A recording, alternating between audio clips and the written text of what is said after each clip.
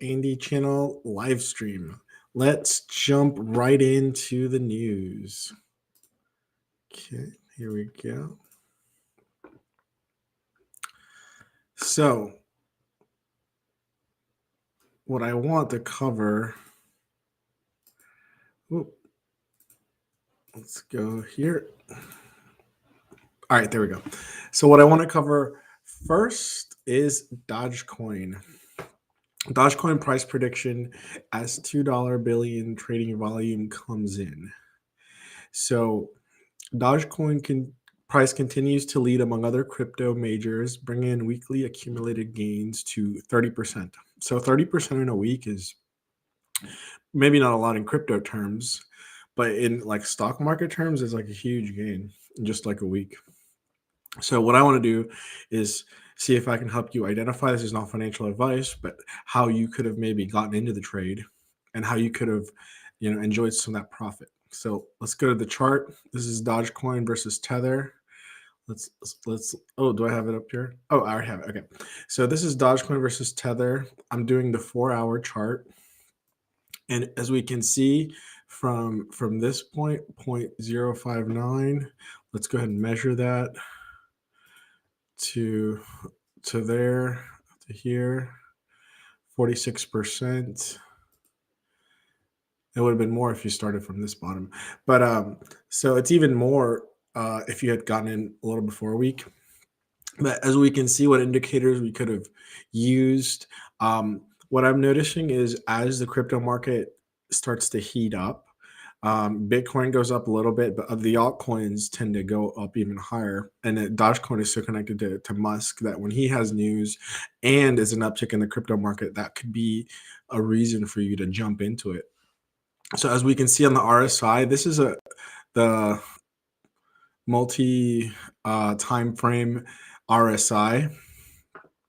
So multi-time frame meaning that daily, 4-hour, weekly, on multiple time frames, you see this RSI crossing below 30, which is a indicator to buy. So you could have jumped in here or here, either one. And this is kind of like a W bottom too, but either one you could jumped in and held it for the eventual blow off top. That was on October the 13th. So that's one indicator. The RSI is one of my favorite indicator. Let's look at the MACD. Let's blow this up, this MACD. So the MACD was obvious here also on the 13th. It had gone down quite substantially on the 13th. And we see that it had kind of been done with its down move, and then it was another down move. But we see here it converged and went into green, and then it dropped a bit and then went into green. So that would have been confirmation for the move. And with money flows, we saw that money started coming into it up and down, but ultimately broke to the upside. And the price really started taking off. When's the last good day? Would have been the 25th, just a couple of days ago. And you could have, made 30% really fast. So the indicator, the one that's really clear to me is the RSI. If you have bought here, set a stop loss below that. So it's a 0.055, set a stop loss at 0.5, right? And then you could just rode it all the way to the top at profit points. Usually the profit points I do is in thirds. So one profit point would have been here. Another profit point could have been here. This is just based on resistance levels that I'm noticing. So that's just like a quick review on how you could have gotten into the trade. And I personally started, I have a prospectus list, and I go in, I look at the RSI, write it down, and that way I can be hyper aware of when the RSI is at a good buying zone, because, hearing that it's up now doesn't really help you. You really have to be on the ball, looking at it daily or every few days for your indicators to trigger so you can get into the sale. So that's how you could have done it. So let's move on. Metaverse. Meta's Metaverse division reported 3-quarter losses over 3.7 billion.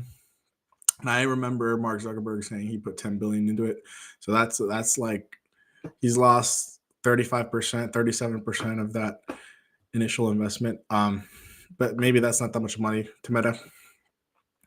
Meta's Facebook Reality Labs division reported a third quarter loss over 3.7 billion, and this goes back to Metaverse's earnings. Their price went down a lot. It went down 25%, and this is probably, part of the reason why they did that. The 285 million revenue for the quarter was a downgrade. The 555 million that they made last year, so they've lost half of the money to last year. A lot of the valuations in the stock market were predicated on the conditions, that being the lockdown with the COVID lockdowns. So now that those conditions have changed and people are going out more, people, they're shopping elsewhere more, it makes sense that all these companies start to drop because that artificial moment where people really use their services is now gone, and that could have been predicted. They started peaking when it closed, and when it was open, then it started to go the other way. That could have been predicted. Now that you know that, maybe next time something similar, some reason people don't go out starts happening, you'll see these companies start to peak, and when that situation changes, then you know that maybe that's time to cut your losses. And that's not financial advice, and just, it's really easy to know that in hindsight. Once you're in it, it's not so easy, but now that you know, you could adjust accordingly in the future. So going back to Bitcoin and Ethereum, prices have another boring day with little change as volatility declines. It's a bit of an old one. Let's go into the chart real quick and see Ethereum on the 24th. Oop. And then look, just like the next day, boom. So that news article is a little old. But what we see here, it's, again, is this similar to the Doge? Let's overlay Doge on the 4-hour chart. Let's put Doge in there. Dogecoin. I always say Doge. Or maybe I can look at it differently. So when was that? On the 25th. And then Dogecoin had its move on pretty much the same day. Like within like a day of each other, they all had explosive gains to the upside. So I guess the market moved. So let's check out Live Coin Watch, or we can maybe look at that some other time. But check out Live Coin Watch, and they list out what you can do. Can we check it out this way? Let me see. Oh, it's not working. All right. Whoa. All right, let's continue with the news. Bitcoin heads for best week in 3 months. Let's check out the Bitcoin price. I've got Bitcoin on the 4-hour chart. Usually I look at the daily and the 4-hour. So again, this is on September. This article is from the 28th. As Bitcoin dominance, let's just go to Bitcoin USD. Right here on October the 13th would have been a signal to buy Bitcoin. This is on the 4-hour chart. What I'm noticing about these like short bursts in the market, when it starts to turn around, it's been turning around since June, right? Or September. Let's see. I know that June was the day that the market started turning. Yeah, see, it's dropping. It was dropping. Then it bottomed here in June, and it hasn't reached these bottoms yet. Let's set a horizontal ray there so we can compare. Okay. So that's like our price floor, and it hasn't reached this price. I think it touched it right here on the 20th, which was the buy signal. So if you're doing like a swing trades, which is a strategy where you come in when it drops and then you sell when it peaks, and you're not in the trade very long, you just swing the momentum. That's more of a MACD, it's a momentum indicator. Again, going back to the RSI, you could have bought it, at this peak or bought it here, 19,000 almost. Then it dropped to 18,000 almost, and then went back up to 19,000. And on the 25th just seems like the day that all the cryptocurrencies really started seeing money come into it. And that was on Monday, I believe, right? 25th was on a Monday. So again, the RSI would have told us when to come in if we would have been swing trading. This short burst up is the strategy that I'm going to employ in the future for a way to predict. Another thing I thought I mentioned, Terra's co-founder Do Kwon faces 57 million in lawsuits in Singapore. So that's not good. I know there was an article about he was wanted by like the European police and the Singapore, but it wasn't the European police. It was like that international police body that, you know, goes into multiple countries. But they were after him.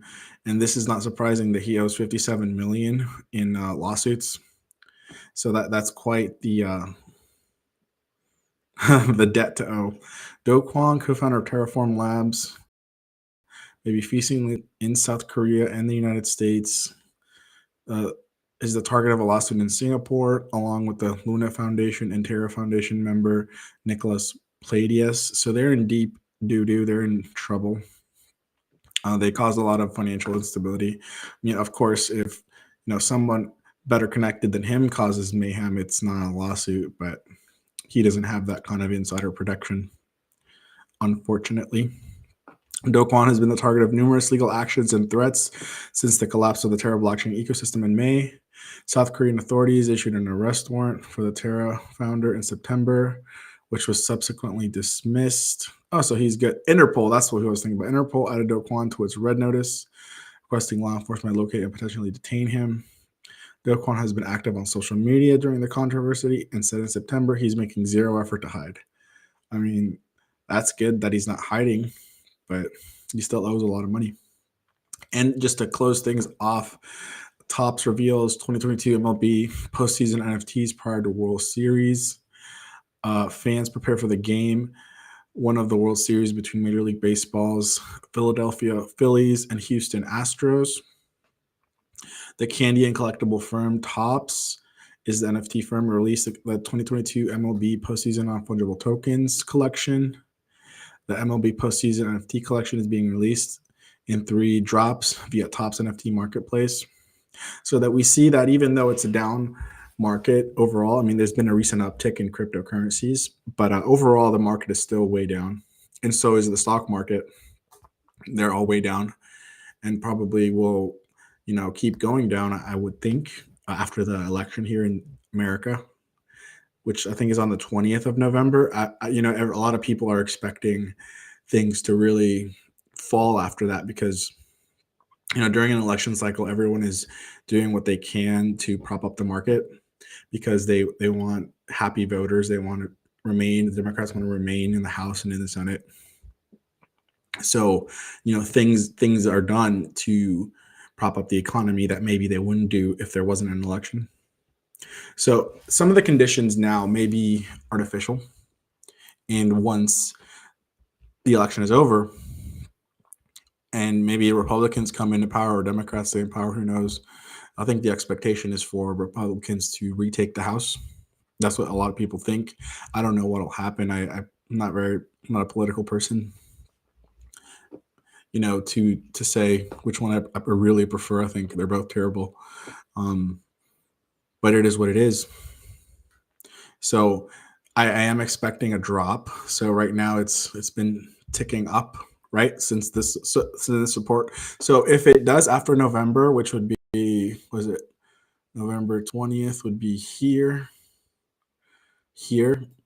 right after November 20th, that there's a drop in the price of Bitcoin. So the way you can know with the charts is that this resistance line in June, 18,200, gets broken. If you see this breaking, and you see it maybe breaking multiple times, lower and lower, let's zoom in, then you know that we're going into lower lows.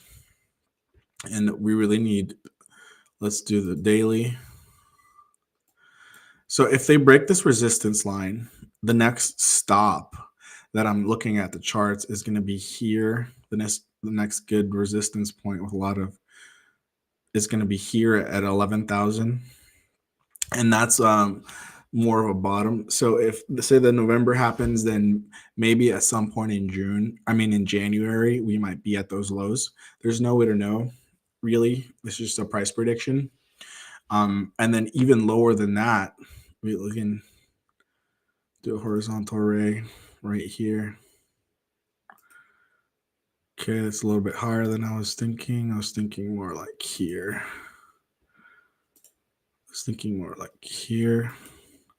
And even lower than that, now we're talking 7,000. And now we're talking when the lowest of the low could be right there at 3,000, right? So I want to get rid of this one.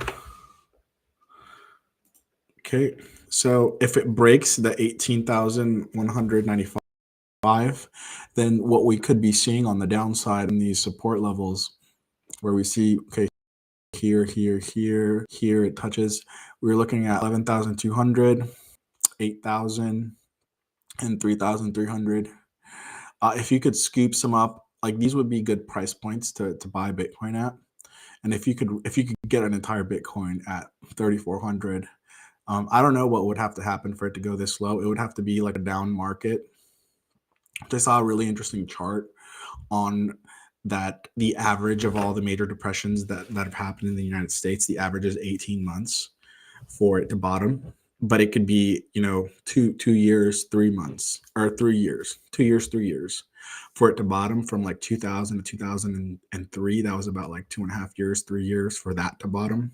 So if this is any indication, if it's similar to that, the average is 18 months. We've been in this since about January. So it's been 11 months, right?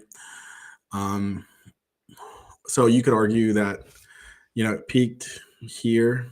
Yeah, it peaked in November of last year. This was the absolute top, was right here, just under 70,000. So 18 months. So November to November. Oh, that's almost during the election. So November to November would be a year, and then 8 more months. And that's an average. Probably it'll be longer. I don't see it being shorter. But something would have to happen for this to go down. It could be an escalation in the war. It could be all this killing of demand by the Fed could exacerbate the situation. Who knows? But there'll definitely be things to happen. And for you long-term holders out there, for the hodlers, these are the price points that you should be looking at. And the altcoins should be absolutely shredded at these price points. I mean, Ethereum could be at like $500. ADA could be at like 10 cents. They're going to get gutted. And no one's going to want to buy, but that's when you want to come into it. So again, that's not financial advice. I'm just telling you some of the things that I'm considering doing. I'm definitely going to be picking up around 11,000 and 3,000. And that's just me because I'm a hodler. I didn't sell I bought near the top and I didn't sell any of it really.